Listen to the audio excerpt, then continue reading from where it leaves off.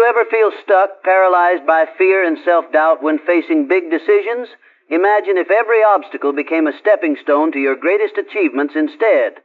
This video dives deep into Napoleon Hill's revolutionary strategy for transforming that crippling fear into decisive action, unlocking the confidence you need to conquer anything. Listen, fear is not your enemy because it is strong. Fear is your enemy because it is loud. It speaks fast, it speaks in pictures, it speaks in what if, and you can't and not yet. And the saddest part is this: fear does not need proof to control you, it only needs your attention. Napoleon Hill taught that the mind becomes what it feeds on most. If you feed it doubt, it becomes a factory of doubt. If you feed it fear, it becomes a machine that invents reasons to hide. And you may call it being realistic, but Hill would call it the oldest trick in the world, the habit of drifting. Drifting is when you let life decide for you. Drifting is when you avoid one decision today and then wake up years later living a life you never chose. Drifting is when you tell yourself, I'll wait until I'm ready, but deep inside you know the truth. You're not waiting for readiness, you're waiting for safety. And here is the hard truth: big dreams do not come with safety labels. The moment you step toward your purpose, your mind will try to protect you by pulling you backward. It will replay past failures. It will compare you to people you don't even know, and it will demand certainty before you act. But certainty is not the price of success. Decision is. Hill said that successful people make decisions quickly and change them slowly, while unsuccessful people make decisions slowly and change them quickly. Why? Because the slow decision maker gives fear too much time to negotiate.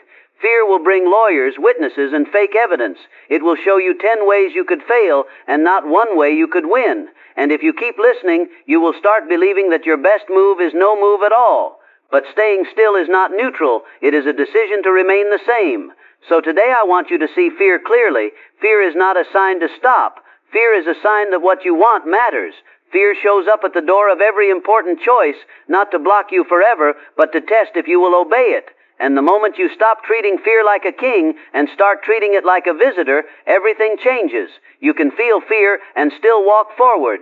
You can shake and still sign the papers, still make the call, still start the work, still begin. The goal is not to become fearless. The goal is to become decisive. Now let's talk about indecision, because indecision is fear in a suit and tie. Indecision looks polite. Indecision says, I'm just thinking. Indecision says, I need more information. Indecision says, I'm planning. And planning is good, but endless planning is avoidance pretending to be wisdom.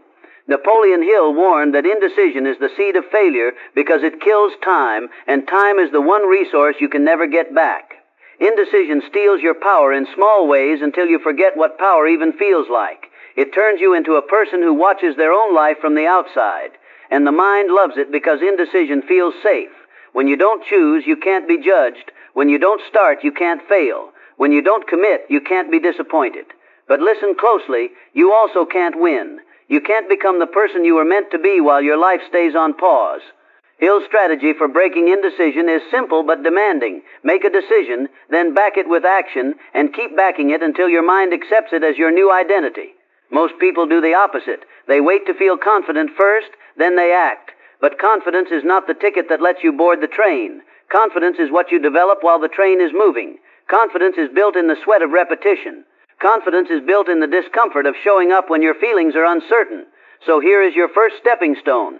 Decide before you feel ready. Choose a direction before you have all the answers. Not because you're reckless, but because you understand how fear works. Fear grows in stillness. Fear grows in silence. Fear grows when you keep asking, what if, and never asking why not. So you pick a target, you pick a path, you pick a next step, and you do it in writing. Hill believed that writing turns wishes into commands. It tells the mind, this is not a suggestion, this is the plan. And then you attach a deadline, not to pressure yourself into panic, but to prevent your mind from drifting. Because without a deadline, fear will always convince you there is one more thing you need before you begin. Indecision becomes a habit, and habits become chains. But the moment you choose a direction and take a real step, something powerful happens. Your mind starts looking for ways to support your choice. Your brain becomes a partner instead of a prison. You stop living as a question mark and start living as a statement. Here is the revolutionary part of Hill's strategy. Fear is not removed by fighting it. Fear is replaced by a stronger emotion. That stronger emotion is faith. Faith in your ability to learn. Faith in your purpose. Faith that action will create clarity. Hill didn't mean faith as a vague hope. He meant a disciplined mental attitude, a trained mind, a mind that does not accept every negative thought as truth. Your thoughts are not facts. They are signals. They are suggestions. And many of them are old suggestions, borrowed from past disappointment, borrowed from criticism, borrowed from people who spoke from their limitations, not your potential.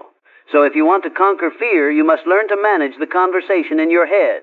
Hill taught autosuggestion, the practice of repeatedly feeding the mind with the ideas you want it to believe. You speak to yourself on purpose.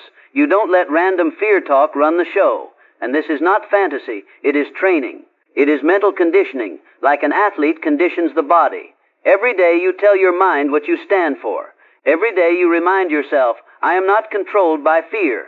I use fear as fuel. I make decisions. I take action. I learn fast. I adapt. And then you prove it with small victories. Start with the next step you've been avoiding. Make one call, send one email, publish one video, apply for one thing, practice 1 hour. Do one uncomfortable action today and your mind will begin to respect you. Because your mind respects evidence. When you act, you create evidence. When you avoid, you create evidence too. Evidence that fear is in charge. So we flip the script. We become the person who follows through. And yes, the first step will feel heavy. That's normal. The first step is heavy because it carries years of delay. But once you move, momentum is born. And momentum is a weapon against fear. Momentum makes you brave without asking permission. Another key Hill principle is organized planning. Fear loves vague dreams. Fear loves fog.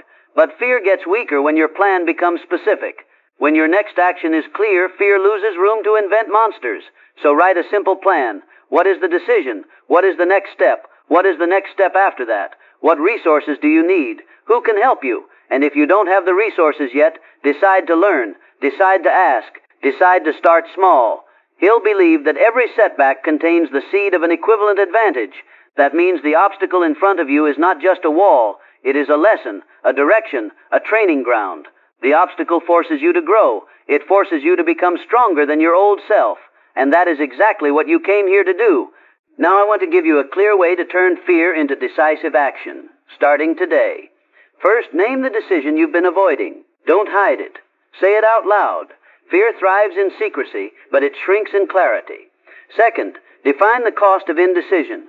What is indecision stealing from you right now? Your time, your peace, your confidence, your future income, your relationships, your purpose. Make it real, because when the pain of staying the same becomes greater than the pain of change, you will move. Third, choose one direction and commit to a short decision window. Give yourself, for example, 48 hours to decide and 7 days to act. Not 7 days to perfect, 7 days to move. Fourth, accept that uncertainty will come with you. Don't demand that uncertainty disappears. Tell it, you can ride in the back seat, but you will not touch the steering wheel. Fifth, build a ritual. Every morning, feed your mind with a message of faith and action. Read your written decision. Repeat your autosuggestion. Visualize the outcome you want, not as magic, but as rehearsal. Your mind learns by repetition. Sixth, take one bold step daily, even if it's small. The size is not the point, the direction is. You're teaching your identity. You're becoming a person who decides. You're becoming a person who does not freeze. And when you slip, and sometimes you will, don't turn it into a life sentence. Correct fast. Return to the plan. Hill would tell you that persistence is to the character of man what carbon is to steel. Persistence makes you unbreakable. Fear wants a dramatic ending. Fear wants you to say, see, I knew it, and quit. But you will refuse that story. You will treat every misstep as information. You will adjust and continue. And finally, remember this. The world does not reward potential. It rewards commitment. It rewards execution. It rewards the person who takes the invisible idea in their mind and makes it real in the world. Your dream is not asking you to be perfect. It is asking you to be brave enough to begin and disciplined enough to continue. So let this be your turning point. Today you stop negotiating with fear. Today you stop delaying your life. Today you make a decision and you back it with action. And once you do that, once you prove to yourself that you can move even while your heart is pounding, you will realize something unforgettable. Fear was never your prison. Indecision was. Decision is your key. Action is your freedom.